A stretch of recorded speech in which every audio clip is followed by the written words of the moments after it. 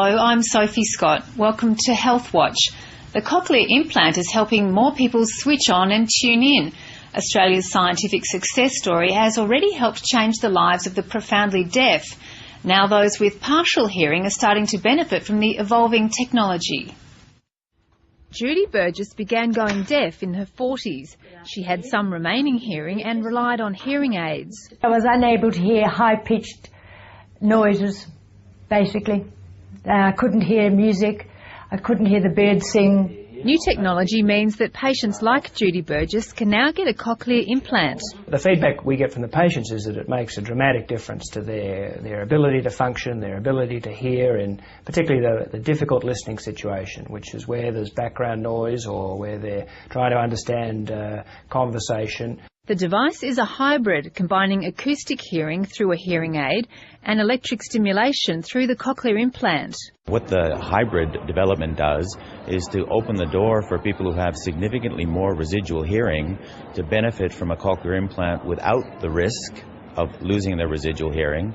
So far, around 50 Australian patients have received the new device, but doctors believe many more could benefit. Well, it means that they'll be able to get the full range of speech sounds. What's normally missing with someone with severe deafness and a hearing aid is high-frequency information, which is really important for being able to tell one word from another. The new implant has just won a major Australian research award and given back quality of life to patients like Judy Burgess. Certainly with a lot of background noise, it's still a little difficult at times, but I still can manage to hear.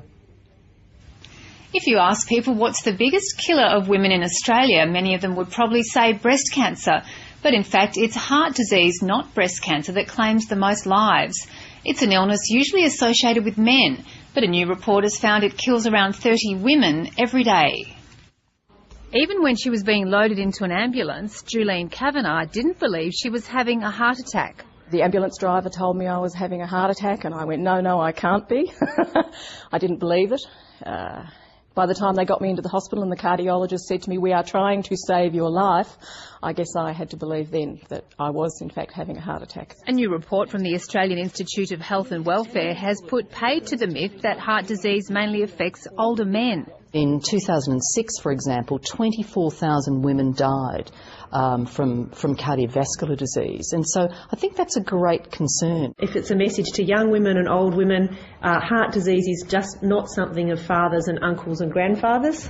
It's something that affects women too. The study found that women are less likely to have investigations or get treatments for heart disease. It does show at this stage that women were less likely to actually have angioplasty or for stents or to go on for bypass surgery. 1 in 3 deaths of Australian women was due to cardiovascular disease. Many were in their 50s, 60s and 70s. Heart experts are concerned that those same risk factors are already showing up in young women. And Australian doctors have developed a new cocktail of drugs to help patients with advanced bowel cancer who are too sick to have chemotherapy. They've found adding a drug called Avastin can stop the tumours spreading. That's all for Health Watch. See you next week.